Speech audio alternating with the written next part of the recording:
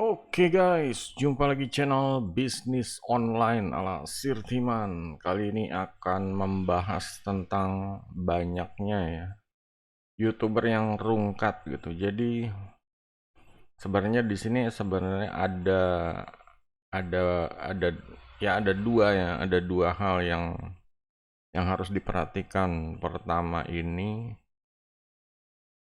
muncul ide tentang solopreneur ya. Solopreneur ini jadi semacam kayak trending yang rata-rata. Nah, ini yang kedua nih, rata-rata yang keduanya ini adalah penyebab kedua ya. Para YouTuber ini udah mulai capek itu, lelah itu. Sebenarnya apa ya, dari nge-YouTube aja seharusnya eh, bukan melakukan hal yang mudah ya, kayak ini kan produksi, ibaratnya kayak produksi video, produksi film gitu loh. Kadang ya namanya dari awal kalau YouTuber pertama mereka membandingkan sama yang udah bagus-bagus, udah jago-jago. Nah, ini kebanyakan ada hal yang harus apa ya, yang harus dikorbankan gitu loh. Sebenarnya ya, yang bagus tuh sabar aja gitu, sabar aja. Cuma mereka kadang terburu-buru, pengen ngejar ketinggalan, pengen nyamain level. Mulailah muncul entah itu bayar orang, entah itu editnya gila-gilaan, ya entah itu ya pokoknya istilahnya dia baru mulai banget ya, belum istilahnya belum ya pokoknya boleh dibilang gambling kalau kayak gitu ya. Pendapatannya tuh untuk sendiri aja belum belum stabil gitu, dia udah bayar orang ya, dia berharap dengan punya channel bagus, video bagus, konten bagus, segala sesuatunya akan besar ya, akan lancar gitu. Cuma kendalanya adalah ya YouTube punya algoritma itu, dan ini ya bisa berubah-ubah gitu. Bisa jadi ya dalam sekejap channelnya ini bisa jadi nggak ada apa-apa gitu. Mau bikin seperti apa? Kalau YouTube udah misalnya banting setir algoritmanya ke sana, ya udah dia nggak ada jaminan itu dia mau punya karyawan tim banyak atau mau editan bagusnya kayak apa. Ya grafiknya drop, earningnya drop ya udah gitu loh. Nah, disinilah yang menjadi sebenarnya menjadi momok ya, menjadi momok. Banyak yang tersadar gara-gara solopreneur ini pada tersadar. Aduh, tuh solopreneur sebenarnya mengurangi resiko ya, mengurangi resiko. Cuma kan pada bingung, yang biasa punya tim pada bingung. Ini kalau gua handle sendiri semuanya kayak gimana gitu loh. Meleleh nggak kepala, isi kepala otaknya gitu kalau di handle sendiri. Disinilah perbedaannya, kalau solopreneur ini dia punya sistem yang berbeda gitu. Nah, ya udah jelas ya, godaan pada ke solopreneur ini besar sekali. Banyak YouTuber yang pada rungkat, dia udah bodo amat timnya, karyawannya udah dipecat semua istilahnya lah, udah di PHK, dia mau solopreneur aja gitu. Ya terutama untuk channel-channel yang udah gede ya, mereka berani itu. Cuma kalau untuk yang tengah-tengah atau dari baru ke middle ya, ke tengah ini tanggung banget gitu. Ini enak nggak enak, terutama udah kerja sama tim, orangnya juga udah kenal, kompak. Ini mereka pasti akan berat gitu. Cuma yang menjadi kendala adalah ya nanti-nantinya kejadiannya yaitu seperti awalnya dari YouTuber ya. Cuma lama-lama jadi orang yang nggak punya waktu buat hidupnya gitu. Kayak namanya YouTuber, mereka harus bikin, ngejar konten, ngejar tanggal segini, menjaga earning ya, menjaga earning gaji juga. Apa sih, tawaran dari endorse itu numpuk. Nah, ini yang bikin apa ya, bukannya kebingungan nggak punya duit gitu. Justru tawaran dari endorse numpuk, mereka nggak tahu ngejadwalnya gimana lagi gitu loh. Kadang nggak logik kalau harus lembur. Ya apalagi kalau model kayak channel yang harus ada mukanya dia gitu. Nah, ini kebanyakan pada pada rungkat. Mungkin bisa bayar orang untuk edit, mungkin bisa bayar untuk ya bikin apa artikel atau konten lain ya. Cuma kalau urusan harus mukanya dia, nah inilah yang jadi kendala gitu. Makanya ya kenapa nggak gue solopreneur sekalian gitu kan. Jadinya ya nggak usah ngerepotin gaji-gaji orang, banyak-banyakin tim lah. Yang penting gue enjoy, gue bikin konten, gue bikin ya pokoknya entah itu bikin produk atau jasa dan dia bisa di mana aja itu nggak dikejar-kejar endorse ya seperti itulah. Nah di sini emang sistemnya ada perbedaan. Mungkin nanti akan dibahas ya masalah solopreneur. Yang jelas untuk yang YouTuber pemula ini yang harus diperhatikan ya, jangan sampai kalian ini terjebak di zona yang ini gitu loh. Kalian harus punya ada saatnya untuk keluar dari jebakan zona gitu. Dipikir punya channel terus berkembang terus ya pokoknya kontennya yang tadinya mungkin 2 digit jadi 3 digit jadi 4 digit. Nah itu tiba-tiba ya akan ada apa semacam kayak bisikan apa tawaran-tawaran deal with the devil ya semacam kayak endorse ada yang endorse yang kagak bener, ada endorse yang bener tapi nyita waktu banget gitu. Nah itu yang harus diperhatikan.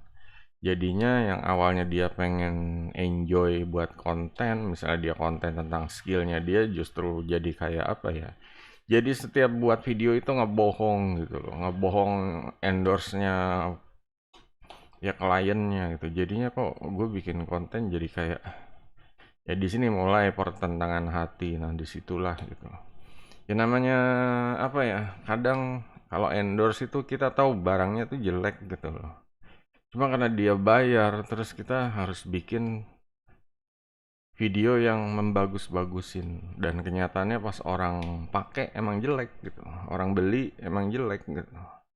Dan ujung-ujungnya YouTubernya yang ya itulah tanggung jawab, istilahnya disalahkan, semua rekomen dari YouTubernya itu disalahkan. Itu baru dari urusan endorse ya, belum dari urusan yang masalah uh, produksi videonya ya. Produksi video itu ada tim-tim orangnya macam-macam, ada yang urusan edit, ada yang apa yang kadang ada yang kayak YouTuber itu satu video bisa dikonvert menjadi berapa macam format, entah itu ke video vertikal, video ke TikTok, video ke story, video ke pokoknya real.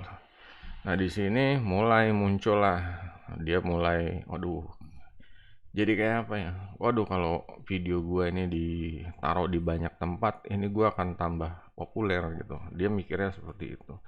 Mulai dia ngebayarnya orang, entah itu freelance atau tetap, yang jelas ya jadinya jadi dia keluarin keluarin budget budget lebih ya dari bisnisnya untuk itu.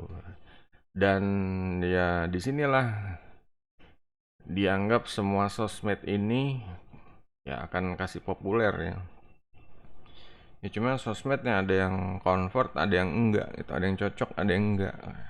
Nah, pokoknya kayak TikTok aja, kayak Sirtiman mau live di TikTok juga kurang cocok gitu. Ya kayak orang kayak Sirtiman kayak ini buang-buang waktu aja sih. Mungkin ada yang seneng ya live di TikTok, istilahnya jualan baju berjam-jam laku satu juga udah happy gitu, pecah telur. Cuma kalau Sirtiman ini buang-buang waktu banget. Kenapa nggak bikin produk digital aja, memperbanyak ranjau-ranjau pasif income gitu daripada apalagi yang cuma ya itulah tebar pesona cuma ngobrol doang. Ini sebenarnya waktu-waktu produktivitas yang ya mungkin mereka nyaman gitu ya untuk sosialisasi temenan di sosmed, TikTok, live streaming, ngobrol. Cuma ya efek ke psikologisnya kalau Sirtiman lihat kayak saling bergantung ya, saling enak nggak enak, saling kalau yang satu nggak datang, yang satu nggak enak, jadinya ngorbanin waktu di rumah, ngorbanin waktu produktivitas, ngorbanin seharusnya dia bisa ya cari tambahan pendapatan yang lain jadi cuma habis di ngobrol gitu. Sedangkan biaya hidup Ya kalau dia orang kaya nggak masalah gitu, cuma kalau belum kaya ya itu kan ya jadinya puyeng, tidurnya kurang, istirahatnya kurang, habis begadang buat kayak gitu. Sementara pagi ke sore mereka harus kerja, harus lembur, seperti itulah. Nah di sini yaitu sosial media nggak semuanya bisa dipukul rata ya. Kadang nggak harus ada di mana-mana sih, nggak harus ada di mana-mana ya. Cukup misalnya kayak di YouTube pun cukup gitu loh. Kayak sirtiman ya udah gitu loh. Ya mungkin kayak di Facebook kurang nyaman gitu. Padahal Facebook banget bagus banget ya untuk jualan ini ya. Jualan ya produk harian lah seperti itu, branding, dan juga ya Facebook juga solid dari dulu sampai sekarang ya. Cuma sirtiman juga nggak nyaman. Kalau di yang lain ya mungkin IG juga sirtiman nggak nyaman juga gitu loh. Ya, males-malesan ngupload. Mungkin kalau di TikTok ya masih masih semangat ini ya bikin VT ya. Cuma kalau live stream udah nggak nyaman. Nggak nyamannya kenapa? Ya waktunya terlalu boros ya ke arah ke situ. Lebih baik teman bikin konten yang evergreen ya, yang sepanjang masa. Ya ini kayak dilihat kayak video-video terlama nih. Sampai 12 tahun nih masih jejaknya masih ada gitu ya, seperti itulah. Nah, ini jadi ibaratnya legasi ya dibanding sama live streaming habis udah gitu. Ya udah gitu. Berjam-jam udah sekarang bikin konten kayak gini mungkin ya cuma berapa? 1 menit ya, 12 tahun tapi itu. 12 tahun yang lalu gitu. Itu ya kenangan tersendiri lah gitu. Kenangan tersendiri, banyak membantu orang, dan ya untuk kitanya sendiri juga itu kayak konten kayak tadi tuh konten ini ya, apa ibaratnya passive income lah gitu. List building, sales funnel seperti itu. Jadinya ya emang menghasilkan pendapatan gitu loh. Nah, ini yang cuma butuh 1 menit aja ya bikin video gitu. Cuma kalau dihabiskan waktu berjam-jam untuk live streaming ngobrol doang ya, ya sekali-kali nggak apa-apa lah untuk ya sekedar tahu gitu. Cuma kalau untuk tiap hari sampai jadi kecanduan, sampai jadi ya pokoknya jadi apalah sakau kalau nggak kayak gitu ya. Ini yang hati-hati. Makanya nih membagi waktunya susah. Kalau maunya semuanya harus ada di semuanya ya, ya benar-benar mau bayar orang berapapun tetap akan nggak kekejar gitu. Makanya di sini banyak yang banting setir gimana caranya gua bisa solopreneur. Ada lagi istilah ya, dengan solopreneur ini ya selain ngerjain apa yang perlu-perlu aja, lebih apa ya, lebih efisien, lebih waktu manajemennya, terus jam kerjanya juga benar-benar sehari 4 jam aja kerjaan yang paling produktif buat bisnis jangka panjang. Nah, seperti itulah gitu. Ya, ini perbedaan orang ya. Dia mau memperbanyak tim atau mau sendiri gitu. Ini yang harus dikuasain. Kalau perbanyak tim ya perbanyak, siap dengan kayak tadi ya, masalah endorse, masalah produksi konten dan lain-lain. Makan jadi kebanyakan kepala itu.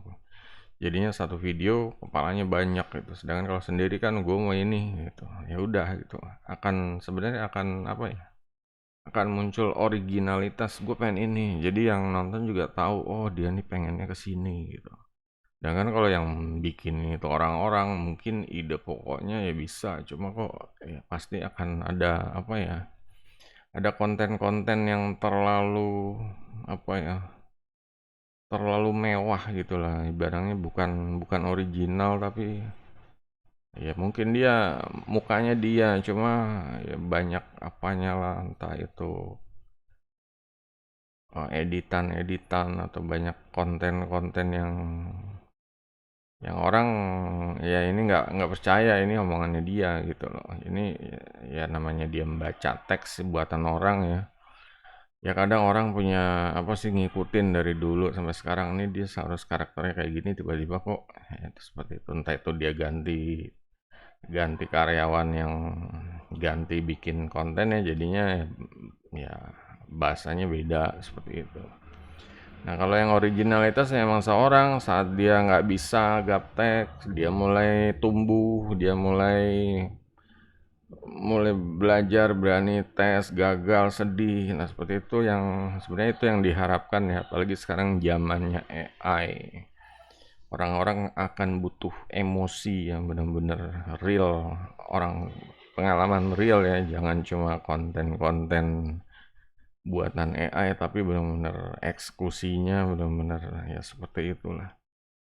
Jadi yang diharapkan ya untuk YouTuber pemula nih agar agar ya mulai ya cari cari ya udah tahu kapan harus keluar dari kalau zona jebakan itu ya. Kalau kalian kuat ya terserah bayar orang berapapun yang ya pokoknya untung ruginya udah dihitung ya terserah itu. Cuma jangan sampai kejadiannya ya kalian nggak bisa punya hidup normal gitu loh. Ngurusin konten, ngurusin channel ya. Hidup ngurusin channel gitu. Seharusnya kan hidup ya nggak sampai nggak ada libur ya. Sampai ya istilahnya namanya orang kan ya kadang jalan-jalan sama keluarga, tamasya ke istilahnya keluar pulau atau keluar kota.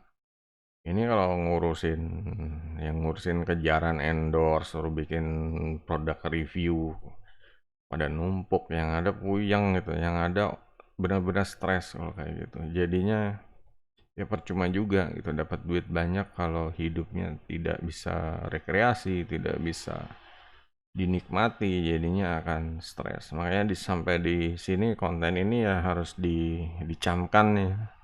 Jangan sampai kejadiannya awalnya berjuang habis-habisan bikin konten, edit habis-habisan biar sempurna. Ujung-ujungnya nanti lelah, kecapean gitu loh. Capeknya udah bener-bener jenuh dan ini akhirnya rungkat, berhenti. Nah, seperti itu. Kalau bisa ya seperti Sirtiman ya, persiapkan passive income-nya dari produk digital juga. Setiap konten ini selain kita bisa jualan affiliate juga arahkan ke produk digital seperti itu. Produk digital kita sendiri jangan orang lain tuh karena kita membangun brand sendiri, membangun ini sendirilah, membangun bisnis sendiri gitu. Itu dulu yang utama gitu.